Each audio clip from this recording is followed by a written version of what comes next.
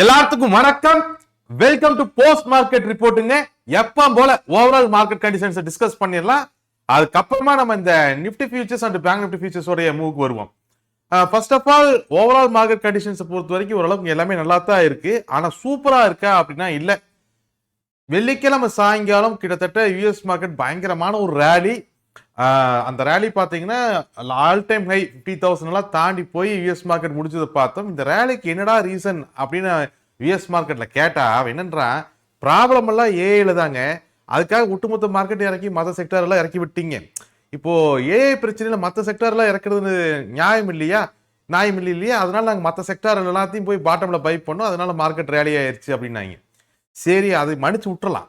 Okay, ஏஐல தான் பிரச்சனை, AI இன்வெஸ்ட்மெண்ட்ல தான் பிரச்சனை. அதனால மற்ற செக்டார்ஸ் எல்லாம் ஸ்டாக் எல்லாம் பெரிய அளவில் இறங்கி இருந்துச்சு. ஏஐ ஒரு ஓவரால் பார்டர் செல்லிங் நடந்ததுனால அதை மற்ற இண்டஸ்ட்ரி ஸ்டாக்ஸ் எல்லாம் ஓரளவுக்கு சீப்பாக கிடைச்சதுனால பாட்டம் பையிங் போனீங்க, மார்க்கெட் ஏறிச்சு. அதுக்கப்புறம் ஏஐ ஸ்டாக்ல ஏன்டா ஏத்துனீங்கன்னா மற்ற செக்டார்ஸ் எல்லாம் ஏற்றிருச்சுங்க, நல்லா ஏறிடுச்சுங்க. இப்போ மறுபடியும் ஏஐ மட்டும் தான் கீழே இருந்துச்சு, அதனால அதையும் பை பண்ணால் அதுவும் ஏறி போச்சு. இப்படித்தான் வெள்ளிக்கிழமை சாயங்காலம் இவனுக்கு காமெடி பண்ணி ஒட்டுமொத்த யூஎஸ் மார்க்கெட்டையும் 50,000க்கு மேலே கொண்டு வந்து tau Jones நிறுத்தியிருக்காங்க.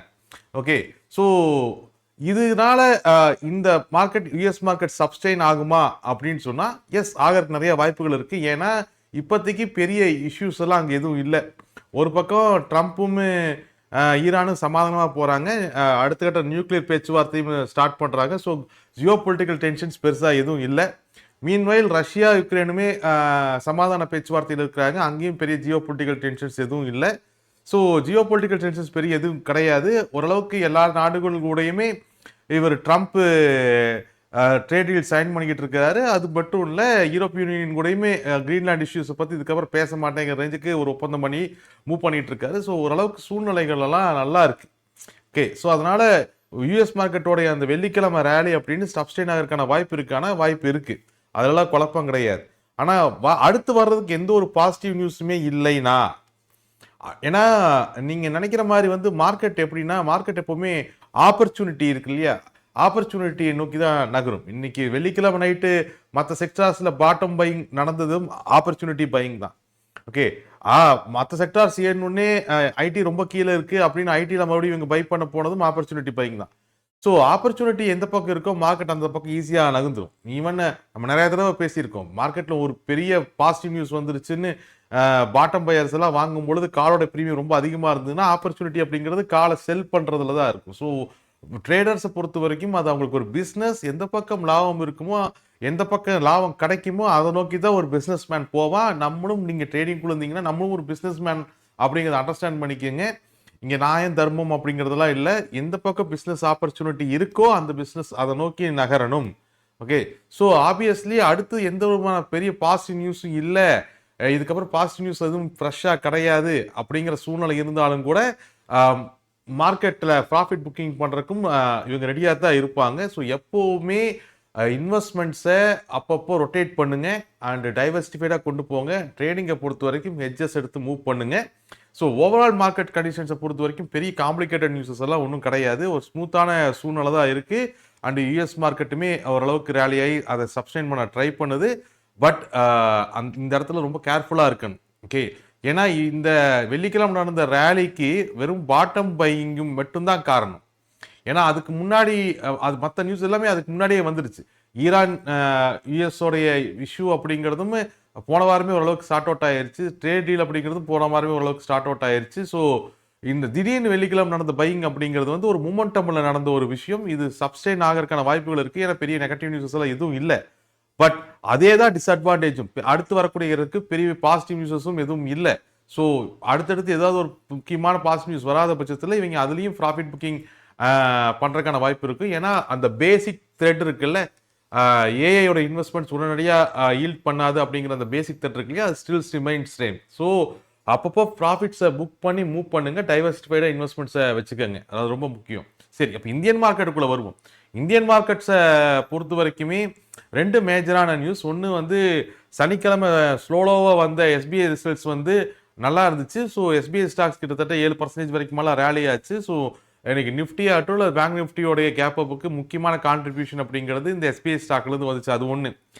Trade deal, US இந்தியாவுக்கான ட்ரேட் டீல் இது இந்த ட்ரேடில் பொறுத்த வரைக்குமே நிறைய பாசிட்டிவ் நெகட்டிவ் அப்படிங்கிறதெல்லாம் இருந்தாலுமே நம்ம பொலிட்டிக்கலாக இதுக்குள்ளே போக வேண்டாம். நம்ம எக்கனாமிக் பாயிண்ட் ஆஃப் வியூவில் பேசுவோம். ஸோ மார்க்கெட் பாயிண்ட் ஆஃப் வியூவில் பேசணும்னா மார்க்கெட்டோட கேள்விக்கு இன்னுமே அந்த ட்ரேடில் பதில் கிடைக்கல. மார்க்கெட்டோட கேள்வி என்ன அப்படின்னு சொன்னால், நம்ம வாங்கக்கூடிய பொருள் எல்லாம் இருக்கு இல்லையா, நம்ம யூஎஸ்லேருந்து நம்ம இங்கே இம்போர்ட் பண்ணக்கூடிய பொருள் அதெல்லாம் காஸ்ட்லி பொருள். ஆக்சுவலாக டிஃபென்ஸு, ஏர்கிராஃப்ட்டு இந்த மாதிரியான பொருட்கள் தான். நம்ம இருந்து இங்கேருந்து விற்கக்கூடிய பொருட்கள் எல்லாம் இருக்கு இல்லையா, யூஎஸ்க்கு விற்கக்கூடிய பொருட்கள் எல்லாம் இருக்கு இல்லையா, இது எல்லாமே வந்து விலை கம்மியான பொருட்கள். Leather items, pharma items, garments இந்த மாதிரியான ஐட்டம். இங்கே இது குவாலிட்டி அதிகமாக இருந்தால் மட்டும்தான் இது லாபம் தரும். இதில் ஒரு குவாலிட்டி இருந்தாலும் கூட அவங்களுக்கு பெரிய அமௌண்ட் மூவ் ஆயிரும். ஏன்னா ஏர்கிராஃப்ட்ஸோ இல்லை டிஃபென்ஸ் மெட்டீரியல்ஸோ சீப் கிடையாது. ஓகே, ஸோ இதனால என்னன்னா அந்த ட்ரேட் டெபிசிட் குறையுமா அப்படின்னு சொன்னா, இந்தியாவுக்கும் யூஎஸ்க்கு இந்த டீல்னால இந்தியாவுக்கும் யூஎஸ்க்கு இருக்கிற ட்ரேட் டெபிசிட் குறையுமா அப்படின்னு சொன்னா, எக்ஸ்போர்ட்ஸ் வந்து இதை விட அதிகப்படுத்தணும் யூஎஸ்க்கு. அப்போ தான் நம்ம அந்த ட்ரேட் டெபிசிட்டை நம்மளால குறைக்க முடியும், ஓவரால் ட்ரேட் டெபிசிட் குறைக்க முடியும். அப்படி இல்லைன்னா வேற மார்க்கெட்லயாச்சும் நம்மளோட எக்ஸ்போர்ட்ஸ் அதிகப்படுத்தணும். ஒன்று யூஎஸ் மார்க்கெட்லேயே அதிகமான எக்ஸ்போர்ட்ஸை கொண்டு போகணும், இல்லைன்னா வேற ஆல்டர்னேட்டிவ் மார்க்கெட்ஸில் எக்ஸ்போர்ட்ஸ் அதிகப்படுத்தணும். பட் ஸ்டில் யூஎஸ் மார்க்கெட்ஸை எவ்வளோ தூரம் நம்பி மூவ் பண்ணுறதுங்கிறது டவுட்டு தான். ஏன்னா ட்ரம்ப் இன்னும் 3 வருஷத்துக்கு இருப்பார். ஸோ அவரோட மனசு எப்போ வேணாலும் மாறும். ஸோ அதர் மார்க்கெட்ஸை நோக்கி நம்ம நகர வேண்டிய கட்டாயத்தில் இருக்கும். ஸோ இப்போதைக்கு இந்த ட்ரேட் டீலை பொறுத்த வரைக்குமே இந்த ட்ரேட் டெபிசிட் கம்மியாகுமா அப்படின்னா அது அப்படியே தான் மெயின்டைன் ஆகும். ஓகே, பட் இப்போதைக்கு நம்மளுக்கு ஒரு டெக்ஸ்டைல்ஸ்க்குலாம் ரிலீஃப் கிடச்சிருக்கு, அதில் மாற்றுக்கெல்லாம் கிடையாது. ஆனால் ரியல் கொஸ்டின் என்னன்னா, இத்தனை நாள் நம்ம ட்ரேட் டீலை சைன் பண்ணாமல் இருந்ததுக்கும் இந்த பிரச்சனையை இத்தனை நாள் எழுதுட்டதுக்கு முக்கியமான காரணம் வந்து அக்ரிகல்ச்சர் ப்ராடக்ட்ஸ் தான். இந்த ரைஸு, வீட்டு, சோயா, டைரி ப்ராடக்ட்ஸு இதெல்லாம் நான் கொண்டு வந்து மார்க்கெட்டில் விற்கிறேன்னு அமெரிக்கா கேட்குது. இல்லை நான் அதை அலோவ் பண்ண மாட்டேன், எங்கள் ஆளுங்க பாதிக்கப்படுவாங்க அப்படின்னு இந்தியா எடுத்துருந்தது. இதுதான் ஆக்சுவலாக இருந்த இஷ்யூ. இதுதான் ஒட்டுமொத்த ஃபோக்கஸ் விஷயம். ஆனால் இதை பற்றி ட்ரேட் டீல் என்ன இருக்குன்னா, இல்லை அது நாங்கள் சேர்த்துல அவ்வளோதான். சரி, அது எக்ஸ்போர்ட் பண்ணுவாங்களா இல்லை இம்போர்ட் நம்ம பண்ண மாட்டாங்களா, அதை பற்றி இப்போதைக்கு இந்த இன்டர்ம் ட்ரேட் டீலில் நாங்கள் பேசல. இதுதான் இப்போ இருக்கக்கூடிய சூழ்நிலை. ஸோ இந்த ரைஸு, வீட்டு, சோயா, டைரி ப்ராடக்ட்ஸ் இதுதான் ஒட்டுமொத்த யூஎஸோடைய ஃபோக்கஸுமே. இதுதான் ஒட்டுமொத்த யூஎஸ் வந்து இத்தனை நாளாக நம்மகிட்ட அடம்பிடிச்சிக்கிட்டு இருந்த விஷயம். உங்கள் ஊரில் கொண்டு வந்து விற்பேன் அப்படிங்கிறது. இத்தனை நாள் நம்மளும் நீ இது விற்கக்கூடாதுன்னு நம்ம அடம்பிடிச்சிக்கிட்டு இருந்தோம். இப்போ பட் இதை பற்றின எந்த ஒரு டீட்டெயிலும் இப்போ ரிலீஸ் ஆகிருக்கக்கூடிய ட்ரேட் டீலில் இல்லை. ஸோ அதை வந்து இந்த ட்ரேட் டீலில் இன்க்ளூட் பண்ணலை, அது தனியாக இருக்குது. ஸோ இது பற்றி ஒரு கிளாரிட்டி கிடைக்கும் பொழுது வந்து இந்த ட்ரேட் டீலை முழுசாக நம்ம அனலைஸ் பண்ணிக்கலாம். ஓகே, இப்போதைக்கு இருக்கக்கூடிய இப்போ நம்ம கையில் இருக்கக்கூடிய ட்ரேட் டீல் வந்து ட்ரேட் டிஃபிஷியட்டை பெரிய அளவில் குறைக்காட்டியுமே நம்மளுக்கு ஆல்டர்னேட்டிவ் மார்க்கெட்டு கிடைக்காம மாட்டிக்கிட்டு இருந்த இந்த கார்மெண்ட்ஸு அல்லது லெதரு, இந்த மாதிரி ஃபார்மா, இந்த மாதிரியான ப்ராடக்ட்ஸ்க்கு எல்லாத்துக்கும் மறுபடியும் யூஎஸ் மார்க்கெட் பெரிய அளவில் டாரிஃப் கம்மியாக ரீஓப்பன் ஆகிருக்கிறது ஒரு பாசிட்டிவான விஷயம். ஸோ குறிப்பிட்ட இந்தந்த செக்டார்ஸ் எல்லாம், அதாவது இந்த கார்மெண்ட் செக்டார்ஸ், டெக்ஸ்டைல்ஸ்லாம் இன்னைக்கு உளுந்தடிச்சு ரேலியானதை பார்த்துருப்பீங்க. ஸோ அதே மாதிரி ஃபார்மா செக்டார்ஸ் இது எல்லாத்துக்குமே இது ஒரு பாசிட்டிவான ஒரு விஷயம். பட் முழுசாக இந்த ட்ரேடில் எந்த அளவுக்கு பாசிட்டிவ் அப்படிங்கிறது இன்னுமே நிறையா விஷயங்கள் அங்கங்கே கிரே ஏரியாவில் இருக்குது. இதெல்லாம் முழுசாக வந்ததுக்கப்புறம் தான் நம்ம பார்க்கணும். ஓகே, ஸோ இது வந்து பொருளாதாரத்தை பொறுத்த வரைக்கும். ஓகே, ஸோ இந்தியன் மார்க்கெட்ஸை பொறுத்த வரைக்கும் இல்லை யூஎஸ் மார்க்கெட்ஸை பொறுத்த வரைக்குமே இப்போதைக்கு சூழ்நிலை ஓரளவுக்கு ஸ்டேபிளாக இருக்குது. ஸோ அதனால் நீங்கள் ஓவர் குசியில் பெரிய அளவில் இன்வெஸ்ட்மெண்ட்ஸ் உள்ள அமுக்கிறாதீங்க. ரொம்பவுமே ஜாக்கிரதையாக இருக்க வேண்டிய காலகட்டம் இது. ஓகே, ஏன்னா நிறைய கிரே ஏரியாக்கள் இருக்குது. இந்தியன் மார்க்கெட், யூஎஸ் மார்க்கெட்டோட ரேலிலையும் நிறைய கிரே ஏரியா இருக்குது, இந்தியன் மார்க்கெட்டோடைய ரேலிலையும் நிறைய கிரே ஏரியா இருக்குது. ஈவன் இன்னைக்கு டெக்னிக்கலாக அதையும் நம்ம பேசுவோம். டெக்னிக்கலாகவுமே அந்த பொசிஷனல் ஹேடில் தொட விடாமல் அந்த 40 பாயிண்ட்டுக்கு முன்னாடியே டெக்னிக்கலாகவும் புஷ் பண்ண மாட்டேங்கிறாங்க. அந்த ப்ரைஸ் ஆக்ஷன்ஸுமே இருக்குது. ஸோ இன்வெஸ்ட்மெண்ட்ஸை பொறுத்த வரைக்கும் கொஞ்சம் ப்ராஃபிட்ஸ் வச்சுருந்தீங்கன்னா அதை ப்ராஃபிட்ஸை புக் பண்ணி அப்பப்போ கொஞ்சம் கொஞ்சமாக கவர் பண்ணி சேஃபாக மூவ் பண்ணுங்கள். Always move with hedges, discipline, இதெல்லாம் ரொம்ப முக்கியமான ஒரு விஷயம். இதை தவிர மேஜர் நியூஸஸ் என்னென்ன ஏதாச்சும் இந்தியன் மார்க்கெட்ஸில் இருக்கா அப்படின்னு சொன்னால் அந்த அளவுக்குலாம் ஒன்றும் பெருசாலாம் இல்லை. ஆப்வியஸ்லி ரிசல்ட்ஸ் எல்லாம் வரும் நாளைக்கு. டைட்டன் ரிசல்ட்ஸ் எல்லாம் முக்கியமான ரிசல்ட்ஸ். பிஎஸ்சி ரிசல்ட்ஸ் இன்னைக்கு வரணும், இன்னும் காணும். இப்போ நான் பேசிட்டு இருக்கிற வரைக்கும் காணும். ஸோ இந்த பிஎஸ்சி உடைய ரிசல்ட்ஸ் இதெல்லாம் வந்ததுக்கப்புறம் அடுத்தது இந்த ரிசல்ட்ஸ் எல்லாம் ஒரு முக்கியமான ரோல் ப்ளே பண்ணும். ஓகே, அதெல்லாம் பார்க்கலாம். இன்னும் எனக்கு தெரிஞ்சு இந்த மாதம் முடிகிற வரைக்குமே ரிசல்ட்ஸ் வரும். அப்புறம் மார்ச் மாதம் ஒன்று தான் ரிசல்ட்ஸ் பெருசாக வராது. அதுக்கப்புறம் மறுபடியும் ஆனுவல் ரிசல்ட்ஸ் ஏப்ரல்லேருந்து ஆரம்பித்து கொண்டு வந்துடுவாங்க. ஸோ அந்த ரொட்டேஷன்ஸ் அப்படியே போய்கிட்டே தான் இருக்கும். மார்க்கெட்ஸை நம்ம எப்போ போல் வேல்யூவில் நம்ம பாட்டுக்கு மூவ் பண்ணிக்கிட்டே இருக்கலாம். நம்ம வேல்யூ ஃபஸ்ட்டு டிஸ்கஸ் பண்ணிடுவோம். ஓகே, ஸோ வேல்யூஸை பொறுத்த வரைக்கும் இன்னைக்கு நிஃப்டி ஃபியூச்சர்ஸோடைய மூவ்மெண்ட்டை வந்து நம்ம பெருசாக குழப்பிக்க வேண்டிய அவசியமெல்லாம் இல்லை. நிஃப்டி ஃபியூச்சர்ஸோடைய மூவை பொறுத்த வரைக்குமே அது செகண்ட் இன்ட்ராடே ரெசிஸ்டன்ஸுக்கு மேலே தான் ஓப்பன் ஆச்சு. Second intraday resistance 25,832. Second intraday ரெசிஸ்டன்ஸுக்கு மேலே தான் அது ஓப்பன் ஆச்சு. ஓப்பன் ஆனதுக்கப்புறம் பொசிஷனல் ஹெடல் 25,982. இது ரெண்டுக்கு நடுவில் தான் மாறி மாறி மார்க்கெட் மூவ் ஆகிட்டு இருந்தது தவிர பெரிய மேஜர் மூவ் எல்லாம் ஒன்றும் இல்லை. கேப் அப் ஆன மார்க்கெட்டை இன்னைக்கு புல் சப்ஸ்டெயின் பண்ணாங்க, அவ்வளோதான் விஷயம். 25,728 டெக்னிக்கல் மந்த்லி ரெசிஸ்டன்ஸ் புல் மார்க்கெட்டோட ஸ்டார்டிங் பாயிண்ட் 25,728 தான் நம்மளோட வெள்ளிக்கிழமை எக்ஸாக்ட் க்ளோஸாக இருந்துச்சு. இப்போ 25,982 அப்படிங்கிற பொசிஷனல் ஹெடில் அதை நோக்கி மார்க்கெட் மூவ் ஆகிருக்கு. செகண்ட் இன்ட்ராடே ரெசிஸ்டன்ஸ்க்கு மேலே ஓப்பன் ஆகி அந்த ரெண்டு வேல்யூக்கு நடுவில் தான் மார்க்கெட்டோட ஒத்துமுட்ட மூவ்மெண்ட். இப்போ டெக்னிக்கலாக நம்ம பேசணும்னா இப்போ புல்ஸுக்கு வந்து ஒரு பெரிய நெருக்கடி இருக்குது. ஆக்சுவலாக ப்ரைஸ் ஆக்ஷன்ஸ் படி நம்ம பார்த்தோம்னா ஓகே, புல்ஸை பொறுத்த வரைக்கும் இப்போ அவங்க 25,982 மினிமம் அவங்க அச்சீவ் பண்ணியே ஆகணும். இல்லைன்னா அவங்க மேலே டெக்னிக்கல் ப்ரெஷர் வரக்கான வாய்ப்பு இருக்குது. 25,982 மினிமம் புல்ஸ் அச்சீவ் பண்ணணுங்கிற கட்டாயத்தில் இருக்காங்க. ஸோ இது வந்து நிஃப்டி ஃபியூச்சர்ஸோட இன்னத்துமும் அண்ட் இன்னைக்கு புல்ஸ்க்கு இருக்கக்கூடிய கம்பல்சன். அதே மாதிரி க்ளோஸை பொறுத்த வரைக்குமே இது ரொம்பவுமே ஒரு ஃப்ளாட்டான ஒரு க்ளோஸ் தான், அதுலேயும் குழப்பமெல்லாம் கிடையாது. இந்த க்ளோஸை பொறுத்த வரைக்குமே நாளത്തെ மார்க்கெட்டினுடைய primary resistance 25,932, primary support 25,862, primary ரெசிஸ்டன்ஸுக்கு மேலே அடுத்த பொசிஷனல் ஹெடல் 25,882, அதுக்கு மேலே மந்த்லி ரெசிஸ்டன்ஸ் 26,152, அதுக்கு மேலே பொசிஷனல் ஹெடல் 26,222, சரி மந்த்லி ரெசிஸ்டன்ஸ் 26,222, அதுக்கு மேலே பொசிஷனல் ஹெடல் 26,482. ஓகே, இதெல்லாம் அப்பர் சைடில். இன்ட்ராடே ரெசிஸ்டன்ஸ் வந்து 26,032லையும் 26,062லையும் இருக்கு. அதே மாதிரி டவுன் சைடில் பிரைமரி சப்போர்ட் 25,862, அதுக்கு கீழே மந்த்லி சப்போர்ட்ஸ்ன்னு பார்த்தோம்னா 25,728, 25,688, அதுக்கு கீழே பொசிஷன் ஹெடல் 25,472. இன்ட்ராடே சப்போர்ட்ஸ் அப்படின்னு நம்ம பார்த்தோம்னா 25,832லையும் 25,762லையும் இருக்கு. இதெல்லாம் மந்த்லி ரெசிஸ்டன்ஸ் சப்போர்ட்ஸ். அதே மாதிரி ஓப்பன் இன்ட்ரெஸ்ட்டை பொறுத்த வரைக்குமே ரெண்டு பேரும் டிஃபென்ஸ் பொசிஷனை மட்டும் தான் மெயின்டைன் பண்ணுறான். ஈவன் நீங்கள் மார்க்கெட் கேப் அப்பு பொசிஷனில் ஒன்றும் அச்சீவ் பண்ணலன்னா மார்க்கெட் கேப் அப்பு இருந்தாலுமே நீங்கள் புல்ஸோடைய பொசிஷனிங்க பார்த்தீங்க அப்படின்னா நாளைக்கு எக்ஸ்பிரி அது ஓகே. பட் அவங்க டிஃபென்ஸ் பொசிஷனை தவிர அட்டாக்கிங் பொசிஷன்ஸ் எல்லாம் பெருமளவில் கவர் பண்ணியிருக்காங்க. அதையும் நீங்கள் நம்ம வாட்ச் பண்ணணும். ஓகே, ஃபார் எக்ஸாம்பிள் புல்ஸோடைய டிஃபென்ஸ் பொசிஷன் எது வரைக்கும் ஸ்ட்ராங்காக இருக்குது அப்படின்னு நம்ம பேசணும் அப்படின்னு சொன்னோம்னா ஆல்மோஸ்ட் 25,900, 950 அவ்வளோதான். ஓகே, அதிகபட்சம் நீங்கள் வேணால் 26,000 வரைக்கும் வச்சுக்கலாம். ஒரு 7.6 இருக்குது, அது கீழெல்லாம் 0 தான். ஓகே, இது எதுனா இது எதை குறிக்குதுன்னா இந்த பொசிஷனில் 25,982 குறிக்குது.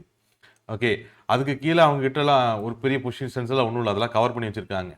அதே மாதிரி பியர்ஸோடைய பொசிஷன்ஸ் நம்ம பார்த்தோம்னாலுமே அங்கேயும் பெருசாகலாம் ஒன்றும் இல்லை. 700க்கு மேலே எல்லா அட்டாக்கிங் பொசிஷன்ஸும் கவர்டு, ஒன்லி டிஃபென்ஸ் பொசிஷன் மட்டும் தான் மெயின்டைன் பண்ணிக்கிட்டு இருக்கான்.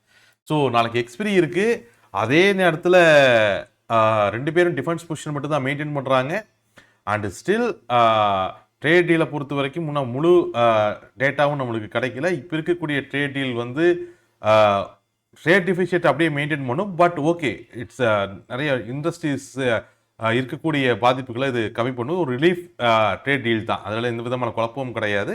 எகைன் இந்த ட்ரேட் டீலில் அக்ரிகல்ச்சர் ப்ராடக்ட்ஸ் பற்றி தெளிவான விளக்கம் இல்லை, ஃபார்மர்ஸ் போராட்டம்லாம் இருக்குது. அதெல்லாம் வந்து பொலிட்டிக்கல் பாயிண்ட் ஆஃப் வியூ, இப்போதைக்கு நம்ம அதை டிஸ்கஸ் பண்ண வேண்டிய அவசியம் இல்லை.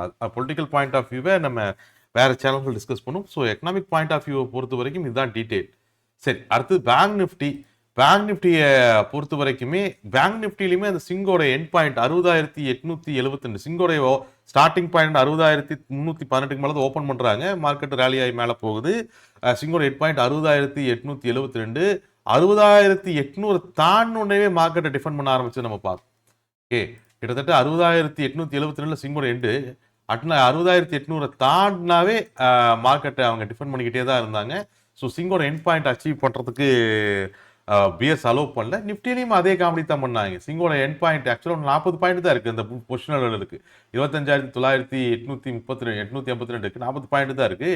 ஆல்ரெடி 940 வரைக்குமே வந்தாங்க. அந்த 40 பாயிண்ட் அச்சீவ் பண்ண விடாம பிஎஸ் டிஃபெண்ட் பண்ணிக்கிட்டே இருந்தாங்க. இங்கேயும் சிங்கோட எண்ட் அவங்க அச்சீவ் பண்ண விடல, இங்கேயுமே பொசிஷனல் அச்சீவ் பண்ண விடல. ஓகே, தொடர்ந்து பியர்ஸ் வந்து அப்பர் சைடில் டிஃபென்ஸ் கொடுத்துட்டே தான் இருந்தது நம்ம பார்த்தோம். ஸோ ஸ்டில் ரெண்டு பக்கமே அந்த சிங்குக்குள்ளே வந்துட்டோம். பட் இன்னும் எண்ட் பாயிண்ட்டுக்கு இன்னும் எண்ட் பாயிண்ட் பெட்டிங்கில் தான் இருக்குது. அதே மாதிரி இவங்களுடைய க்ளோஸுமே பேங்க் நிஃப்டியோட க்ளோஸுமே ஒரு ஃப்ளாட் டு பாசிட்டிவ் க்ளோஸ் தான். இந்த க்ளோஸை பொறுத்த வரைக்கும் பிரைமரி ரெசிஸ்டன்ஸ் அப்படின்னு நம்ம பார்த்தோம்னா 60,732, பிரைமரி சப்போர்ட் 60,662. இதுக்கு மேலே மந்த்லி ரெசிஸ்டன்ஸ்னா 60,872, 61,132, 61,778. அதுக்கு கீழே மந்த்லி சப்போர்ட்ஸ்ன்னு பார்த்தோம்னா பிரைமரி சப்போர்ட்டான 60,662 கீழே மந்த்லி சப்போர்ட்ஸ் 60,318, 59,768, 59,228. அண்ட் ஓப்பன் இன்ட்ரெஸ்ட்டை பொறுத்த வரைக்கும் அங்கேயும் பெரிய டேட்டாக்கெல்லாம் ஒன்றும் இல்லை. ஓகே, பெரிய அளவில் செலிப்ரேட் பண்ண வேண்டிய டேட்டாக்கெல்லாம் ஒன்றும் இல்லை. ரெண்டு பக்கமும் டிஃபென்ஸ் பொசிஷனை தான் மெயின்டைன் பண்ணிக்கிட்டு இருக்காங்க. புல்ஸை பொறுத்த வரைக்கும் அவங்க அடுத்த புல்ஸிங்குள்ள இருக்கிறதுனால பெரிய லெவல் அட்டாக்கிங் பொசிஷன்ஸ் அவங்க கவர் பண்ணல. பட் பிஎஸ் அளவுக்கு அட்டாக்கிங் பொசிஷன்ஸ் அவங்க கவர் பண்ணியிருக்காங்க. ஓகே, இதுதான் இப்போ ஓவரால் ஸ்டேட்டஸ். ஓகே, அது மட்டும் இல்லை, மார்க்கெட்டை பொறுத்த வரைக்குமே குளோபல் மார்க்கெட்ஸை பொறுத்த வரைக்குமே ஜப்பானோட எலெக்ஷன் வந்து ஜப்பான் மார்க்கெட்டை ஓரளவுக்கு மேலே கொண்டு போயிருக்கு. யூஎஸ் மார்க்கெட்டில் பாட்டம் பையர்ஸ்னால மார்க்கெட் மேலே போயிருக்கு. இந்தியன் மார்க்கெட்டோடைய ட்ரேட் டீல் அந்த குளோபல் மார்க்கெட்டோட வேலையினால் இந்தியன் மார்க்கெட்ஸுமே மேலே இருக்குது. பட் இனி ஃபர்தராக வர்றதுக்கு என்ன பாசிட்டிவ் நியூஸ் இருக்குது அப்படின்னு நம்ம பார்க்கும்பொழுது பெருசாக ஒன்றும் இல்லை. ஃபர்தராக இந்த ட்ரேட் டீல் முழுசாக வரும்பொழுது அது பாசிட்டிவாகவும் அமையலாம், நெகட்டிவாகவும் அமையலாம். ஸோ அது வந்து ஒரு மதில் மேல் பூனையான கேஸ் தான். ஸோ எந்த ஒரு அடுத்து வர்றதுக்கு எந்த ஒரு பாசிட்டிவ் நியூஸுமே இல்லைனாலும் கூட மார்க்கெட் நெகட்டிவாக மாறும். ஓகே, சும்மா எப்போ பார்த்தாலும் பயன்படுத்திட்டே இருக்கிறேன் நியூஸ்க்குனாலும் யோசிக்கக்கூடாது. நம்ம ஜாக்கிரதையாக இருக்கணும். ஒரு தொழிலில் எப்போவுமே ஜாக்கிரதையாக இருக்கணும். ஒரு கடை வச்சுருந்தீங்கனாலும் கூட ஒரு 10 நிமிஷம் கடை விட்டு வெளியே போகிறதா இருந்ததுன்னா நம்ம எவனாச்சும் அதுக்குள்ளே வந்து எடுத்துகிட்டு போயிடுவானோ அப்படின்ட்டு யாரோ ஒருத்தர் கூப்பிட்டு நிற்க வச்சுட்டு போவோம், இல்லை கடையை சட்டரையாக சாத்திட்டு போவோம். இல்லை, அந்த மாதிரி எப்போவுமே ஒரு தொழில் பண்ணும்பொழுது ஒரு ஜாக்கிரதையான மூடில் ஒரு சர்வலைன்ஸ் மூட்லேயே இருக்கிறது அப்படிங்கிறது ரொம்ப முக்கியம். அது எந்த தொழிலாக இருந்தாலும் சரி, அது எந்த தொழிலாக இருந்தாலும் சரி. ஸோ மார்க்கெட் கண்டிஷன்ஸுமே எல்லாமே ஸ்மூத்தாக தான் இருக்குது. பெரிய கான்ஃபிடென்ட் எல்லாம் ஒன்றும் இல்லை. பட் இன்னுமே நிறைய கிரே ஏரியாக்கள் இருக்குது. அப்படிங்கிறதுனால லாங் டைம் இன்வெஸ்ட்மெண்ட்ஸ் ரொம்ப ஜாக்கிரதையாக ஹேண்டில் பண்ணுங்கள். இன்ட்ராடே ஹெட்ஜிங்ஸ் எடுத்து டிசிப்ளினாக ரூலை ஃபாலோ பண்ணி ட்ரேட் பண்ணுங்கள். சேஃபாக இருங்க. Thank you very much. நம்ம மறுபடியும் நாளത്തെ போஸ்ட் மார்க்கெட் ரிப்போர்ட்டில் மீட் பண்ணலாம்.